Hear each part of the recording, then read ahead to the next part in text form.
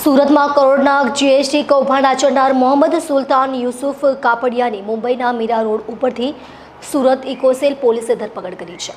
આ બનાવમાં વર્ષ 2024માં સેન્ટ્રલ જીએસટી વિભાગ દ્વારા સુરત ક્રાઇમ બ્રાન્ચમાં જીએસટી ચોરીની ફરિયાદ નોંધાવી હતી, જેની તપાસ સુરત ક્રાઇમ બ્રાન્ચે સુરત ઇકોસેલ પોલીસને સોંપવામાં આવી હતી। જે તપાસમાં ઇકોસેલ પોલીસે અગાઉ આરોપી મોહમ્મદ રઝા ગભરાણીની ધરપકડ કરી હતી, જેની પૂછપરછમાં હાલ પકડાયેલ આરોપી મોહમ્મદ સુલતાન મોહમ્મદ યુસુફ કાપડિયાનું નામ સામે આવ્યું હતું।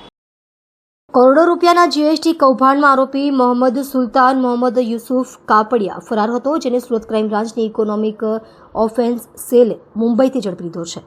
આરોપી અન્ય બે આરોપી સાથે મળી સરકારને 1,814 કરોડ રૂપિયાના ખોટા ખરીદ વેચાણના બિલ દ્વારા નુકસાન પહોંચાડવાના ગુનામાં સંડોવાયેલો છે।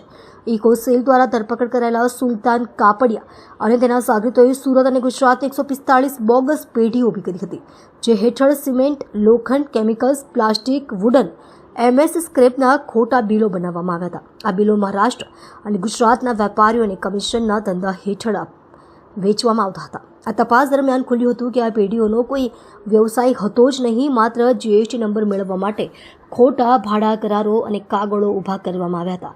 આ પેઢીઓ મારફત ખોટા ટ્રાન્ઝેક્શન બતાવી અને કરોડો રૂપિયાનો ટેક્સ ચોરી કરવામાં આવ્યો હતો। સુરત ઇકોની ટીમે બાતમીના આધારે મુંબઈના મીરા રોડ વિસ્તારમાં દરોડો પાડી મોહમ્મદ સુલતાન કાપડિયાને ઝડપી લીધો હતો। કોર્ટ આરોપીના 3 દિવસના પોલીસ કસ્ટડી રિમાન્ડ મંજૂર થયા છે, જેમાં આરોપી દ્વારા અન્ય કોણે ખોટા બિલ બનાવી કરદાતા છે અને અન્ય કોઈ નેટવર્ક છે કે કેમ તે અંગે તપાસ કરવામાં આવશે। વર્ષ 2024ની સાલમાં સેન્ટ્રલ જીએસટીના અધિકારી દ્વારા ડીસીબીમાં ગુનો દાખલ કરવામાં આવેલ।